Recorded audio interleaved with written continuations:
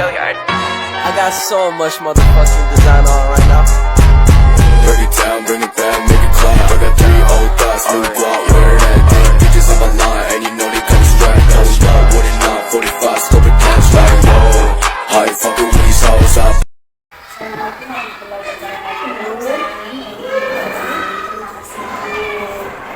Atas waktunya, kebetulan saya mahasiswa PPG dalam jabatan di LPTK UNES. Pada kesempatan hari ini, saya akan melakukan beberapa wawancara yang terkait dengan identifikasi masalah yang ada di kelas. Menurut Ibu, faktor apa sajakah yang menyebabkan peserta didik memiliki semangat belajar yang masih kurang? Sebenarnya kalau untuk faktor apa saja itu sebenarnya banyak, tetapi kalau saya garis besar sesuai dengan keadaan psikologi klinik sendiri itu biasanya minat untuk membacanya kurang, kemudian fokusnya itu perlu ditingkatkan kembali, dan ketika mengerjakan soal latihan itu biasanya terlebih dulu karena ingin segera selesai. Itu biasanya yang mengenai faktor-faktor anak kurang maksimal ketika pembelajaran. Terus untuk yang kedua, menurut Ibu kemampuan pemahaman matematis siswa untuk yang kita tahu kan khususnya pada pelajaran matematika itu sangat rendah ya. Menurut Ibu itu penyebabnya apa? Sebenarnya kalau untuk yang sangat rendah sekali itu sebenarnya tidak. Mereka bisa sebenarnya, cuman untuk berlatihnya, seringnya berlatih itu frekuensi waktunya kurang. Mereka hanya terpancang belajarnya hanya di sekolah, kemudian ketika mendapatkan tugas itu harus dikerjakan. Tapi kalau untuk keinginan sendiri, wah saya pengen belajar, saya pengen bisa berhitung, itu perlu ditingkatkan kembali sama perlu bimbingan dari orang tua yang ada di rumah. Terus untuk mengenai peserta didik yang belum bisa membaca dan menulis dengan lancar itu kemungkinan besarnya itu dikarenakan ilmu. Sama dengan yang tadi, yang besar yang pertama untuk membacanya kurang lancar, jadi faktor membacanya kurang, frekuensi membaca buku-buku bacaan kurang, atau yang kedua pengen segera cepat selesai sehingga membacanya terburu-buru sehingga ada beberapa kalimat yang terlewatkan. Terus untuk pertanyaan yang kedua, masih ada peserta didik yang belum bisa, ini untuk yang pelinang gitu ya, hubungan komunikasi antara guru dan orang tua peserta didik terkait pembelajaran masih kurang lancar. Iya, itu memang benar. Yang menyebabkan kurang lancar itu karena terbentur dengan kondisi keluarga. Rata-rata orang tua bekerja, sehingga ketika orang tua bekerja pagi anak-anak berangkat sekolah, kondisi orang tua sudah berangkat kerja sehingga kurang terkontrol.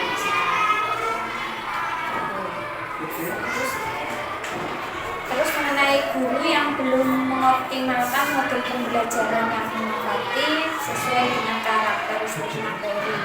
Maksudnya ini di sini masih banyak guru yang belum memahami model-model pembelajaran di kelasnya. Itu bagaimana?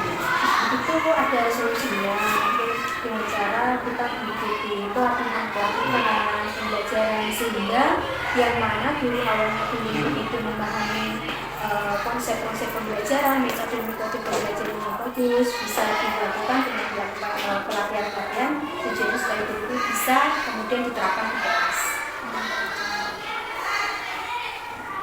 Terus untuk pembelajaran di kelas masih belum berbasis HOTS, terutama di kelas saya juga pun belum mengembangkan materi-materi yang berbasis HOTS. Itu kendalanya apa gitu untuk dari siswa? HOTS sendiri itu kan merupakan high order thinking skill. Jadi artinya siswa itu lebih menganalisis.